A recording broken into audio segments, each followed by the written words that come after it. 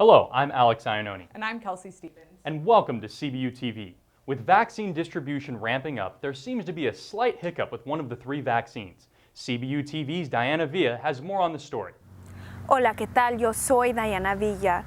Las vacunas más populares contra el COVID-19 incluyen Moderna, Pfizer y Johnson & Johnson, pero por recientes casos relacionados con la vacuna de Johnson & Johnson la han puesto en pausa. Estos son los detalles.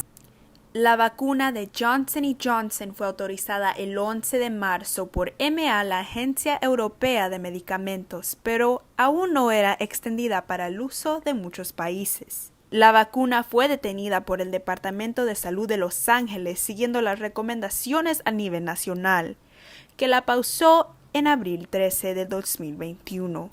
Esto ausenció porque, de acuerdo con la información oficial de autoridades de salud de los Estados Unidos, 6 mujeres entre las edades de 18 y 48 desarrollaron tipos inusuales de coágulos de sangre 6 a 13 días después de recibir la vacuna. Mi proceso no fue fácil. Tuve que estar llamando día con día, para obtener una cita hasta que por fin la tuve y pues ya, recibí la vacuna de Johnson & Johnson. Cuando por fin recibí la vacuna, estaba feliz. Ese día me sentí llena de energía, como si me hubieran inyectado adrenalina. Ese día, al día siguiente, al tercer día me sentí muy cansada. 2 días me sentí muy cansada. Después de 3 días, duré 3 días doliéndome mucho mis pies, que eso me dio miedo por todo lo que estaban diciendo. Y eso me dio miedo. Very scared. Pero ahora ya no siento nada. Ahora me siento mejor. El 20 de abril, Johnson & Johnson confirmó que seguirá desarrollando la vacuna en el país de Europa, porque los beneficios que tiene la vacuna superan los riesgos de esta vacuna. La EMA sugiere que una advertencia se haga disponible al producto antes de ponerse la vacuna, indicando que hay riesgos en que uno pueda crear coágulos en su cuerpo, pero la vacuna supera los riesgos contra el COVID-19 porque la combinación de los coágulos es un poco común. Si tiene estos síntomas y se ha puesto la vacuna de Johnson & Johnson, consulte a su doctor inmediatamente. Coágulos inusuales, dolores de cabeza intensos, dolor abdominal o en las piernas y dificultad para respirar. Bueno, eso es todo lo que tengo para ustedes el día de hoy. Para Lancers Noticias, yo soy Diana Villa. Happy to see that everything's back on track now. With the pandemic starting to ease up, we see more and more businesses starting to reopen. Right down the road from CBU, Castle Park is hiring over 100 people to help the park open. CBU TV's director Ivania Montes has more on this. Our very own Castle Park has opened up since they closed down back in March of 2020. I had the opportunity to come and check out the park myself to see how they're adjusting to the new protocols that are taking place.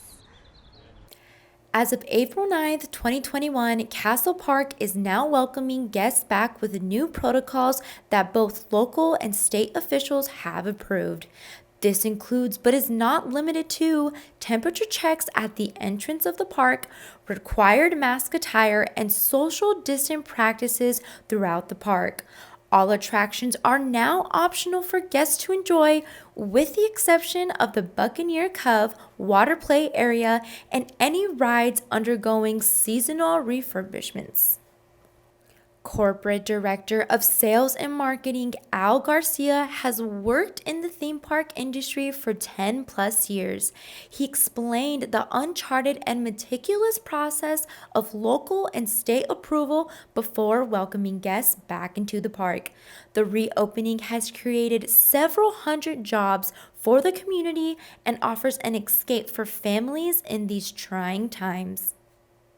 We were working closely again with local and state officials to say, hey, what's the recommendation that you all have for us to kind of get ready for reopening. Garcia mentions that Castle Park has attractions for all ages. This statement's measured up as I walked around the park and asked different guests about their experiences here at Castle Park. Say hi. Hi. All right, so have you ever been to Castle Park? Yes, I have. You have? All right, so what would you say? Why do you keep coming back to Castle Park? What is it about the theme park? Like the rides and stuff. My kids having a fun time and seeing the smiles on their face, it's honestly a blessing. Sometimes I come here with my friends and it's like really fun, so that's... What would you say is your favorite ride here? You know, since you said you haven't been here in a while, what do you look forward to? Definitely the Scrambler, that's my favorite ride. I like the Flying Saucer, but it would have been the log ride, but it's closed. Castle Park offers something for everyone. It's not a high thrill park. It's very much geared to families, families with kids, just looking for a safe, clean, fun day out. Castle Parks has also updated its ticket purchasing process to better control the number of guests in the park at a time.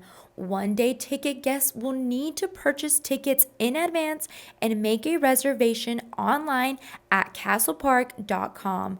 This also goes for annual pass holders, in which they will also need to make reservations online before visiting. Well, that is all I have for you today, but make sure if you would like to purchase tickets, head on over to Castle Park's website. For CBU TV, I am Ivania Monte. The theme of reopening is definitely popular as we inch closer to the end of this pandemic. CBU's TV's Ignacio Dominguez was able to cover Comic-Con's reopening this December in LA. LA Comic-Con has announced its return to the Los Angeles Convention Center after being postponed for nearly over a year due to the COVID-19 pandemic.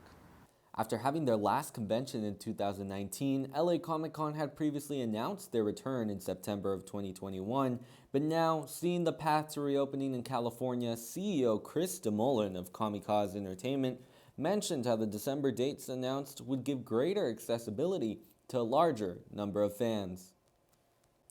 The event is set to take place at the Los Angeles Convention Center December 3rd through the 5th. LA's biggest comic, gaming, sci-fi, horror, and pop culture event is ready to return and welcome its fans. Finally, after a year, many are excited to return, but still are wondering what it will look like.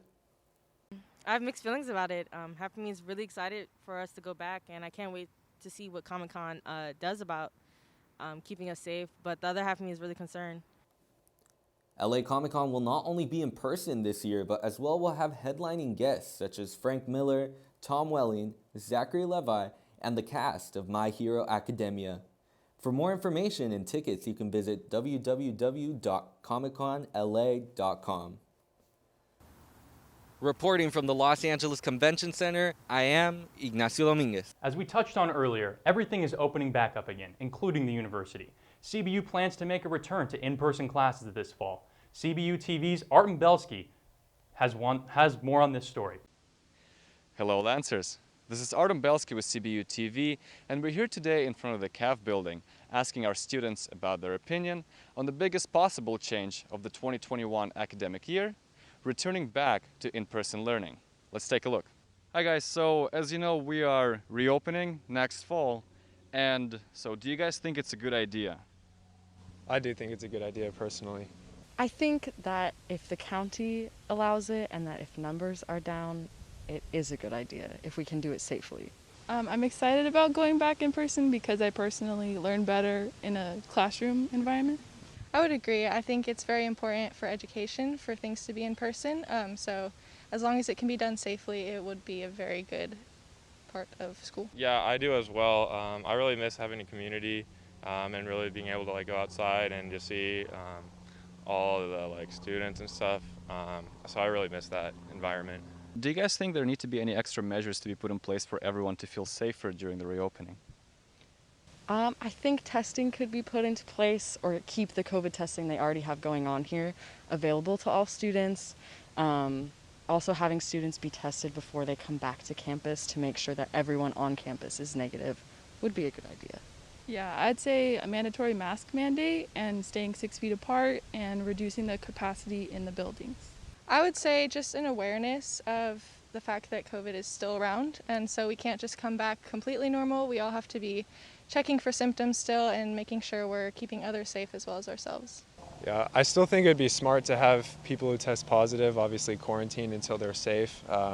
maybe temperature checks too, and for people who don't feel as safe, like who might be, they know that they're more at risk, then they could decide not to go to some of those events if they don't want to. Or, just make sure that, you're separated and just staying safe and wearing a mask like you should be. Yeah, I feel very safe, honestly, right now on campus. And I'm pro reopening. In my opinion, the sooner the better. I'm ready to return to normal. Have you guys enjoyed anything about this quarantine, and will there be anything that you guys miss about the quarantine once we reopen again? I'll miss having shorter lines to getting food. Yeah. In-person learning, I don't believe I'll miss anything. Being a music major online is really difficult, but I have learned a lot about myself and about the close friends around me over this time, and so it's allowed for a lot of personal growth, which is cool. Yeah, I think maybe the only thing I'll miss from quarantine life and that kind of schoolwork is just being able to roll out of bed and just do class and, get ready for class in like 2 minutes as long as your computer doesn't freeze. But other than that, I would much rather be in person for class because I feel like the quality of education is just better. I will miss being able to sleep through my 7 a.m. class because I'll actually have to be there at 7 a.m. in person, but yeah. One thing that I thought was really cool in quarantine was that it was just a time for people to explore new things and try hobbies that they didn't have time to before, and I think that was really cool. Rolling out of bed and going to class is nice, but being in person is just so much better. So. Thank you for tuning in, Lancers. This is Artem Belsky reporting for CBU TV. Back to you in the studio. With the school planning to reopen in the fall, Chapel is also planning to make a return to being in person again. CBU TV's Marquise Brown sat down with Spiritual Life to discuss their plan. Hello Lancers, this is CBU TV and I am Marquise Brown. With the return of in-person Chapel next semester, students are eager to get more information on how the operations will look when we return. I had an opportunity to speak with the director of Chapel, Brent Val, and he explained more on what students should expect with the return of in-person Chapel. Let's see what he had to say. Brent Val has been a part of CBU staff since 2003. He has been fortunate enough to witness the growth of campus and the student population throughout the years. After over a year of online chapel, Val is thrilled to announce the return of in-person chapel services. We're looking forward to welcoming students back to in-person chapel beginning in the fall of 2021. I know Governor Newsom has 2 stipulations that we'll continue to monitor over the coming months, so just knowing that immunizations are still readily available for everyone 16 and older, and then hospitalizations remain low, but everything. The students and state personalities' safety is a major priority for him and his team. For the most part, chapel operations are expected to function similarly to as before the pandemic, with a few new implemented precautions. An increase in the number of student seating available per chapel service will allow the students to spread out if wanted. All arena seating circling the stage will be open for students during each service, and chairs will be placed throughout the floor. The number of seats exceeds the number of students that are enrolled in each section, so you can be strategic and say, I'd rather not sit in a large cluster of students. You can be strategic and find one that's a little more spaced. 13 in-person chapel services will be held on Tuesdays, 9 a.m. for Section A and 10:45 a.m. for Section B. As for Thursday, students will be asked to view a new online chapel series.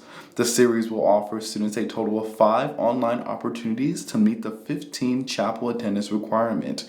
At the moment, alternative chapel will only be offered to students with conflicting class schedules. Come August, students who face work or commuting scheduling difficulties will be considered and can apply as well inside CBU.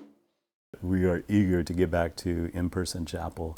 So the thing that we wanted to do through online chapel was just like present the best that we can, make it an excellent and an engaging experience, but you just can't replace something that's in person. So even from the If any new chapels developments are established, students can expect updates directly through Blackboard. Thank you for tuning in today, Lancers. For CBU TV, I am Marquise Brown. Really looking forward to being back in person for Chapel. A CBU class was able to take to the seas to experience a field trip, even during the pandemic. CBU TV's Wyatt Mitchison has more on this. Hello, I'm Wyatt Mitchison and welcome to CBU TV. Today I got to head down to Dana Point to travel with Captain Dave's Ocean Safari and a CBU class on their field trip. Since the beginning of the pandemic, in-person class activity has been extremely limited, but Dr. Lamphier's marine biology class was able to take to the seas and experience a field trip. I got to ask Dr. Lampier how he was able to set this up. We were able to partner with Captain Dave's whale watching and dolphin safari and get students out onto the water to go and observe some gray whale migration. Now, in order to make that happen, we had a team working with us to get the buses ready, to get 2 buses, to spread out students, to make sure we had 6 feet at least social distancing on the buses. We also had layers of safety protocols and safety waivers that were created so that people knew the risk they were taking. And students also were given alternative opportunities in case they couldn't make the field trip. They were able to make it up. So that allowed for a nice flexible environment so students weren't feeling like they had to force the issue if they felt sick or if they felt like they maybe had been exposed to coronavirus. They had an alternative option. For many professors, connecting with their students during online learning has been a struggle. I got to ask Dr. Lampier if he feels more connected being able to see his students and interact with them in person. Absolutely, and that's one of my favorite parts about the field trips is that we're able to bond, me and my students. We're able to have a conversation, and maybe it's not even about the field trip, but maybe it's about where they're at in life. Maybe it's about future decisions they're going to make, or maybe it's about their walk with the Lord. All of those things happen in these close interactions that we have on the field trip, and so absolutely. This is a big part of the experience in marine science, going on the field trip, engaging with other students, and engaging with me, the professor, as well. With a great opportunity for students like this, I asked Dr. Lampier what he was hoping his students took away from the field trip. From this field trip, I'm hoping the students have a greater appreciation for God's creation as a whole. We know that God has put all of these wonderful marine organisms out there for us to appreciate, but also to be knowledgeable about so that we can be good stewards of creation. The scripture tells us that we should be stewards of God's creation, to do a good job understanding the animals, the plant, the environment, so that we can create the right conditions for all of these creatures to thrive. And when they thrive, we thrive. And they won't thrive if we don't know about them. So going out on these field trips help us to see things, to experience them, and to put them in our hearts and have a greater love for them, loving God's creation. Well, that's all we have for you this time. Make sure to pick up your 2020-2021 yearbook in the basement of Old James. Thanks so much for tuning in. And don't forget to subscribe to us on YouTube and follow us on Instagram. For CBU TV, I'm Alex Iannone. And I'm Kelsey Stevens, and we'll see you next semester, Lancers.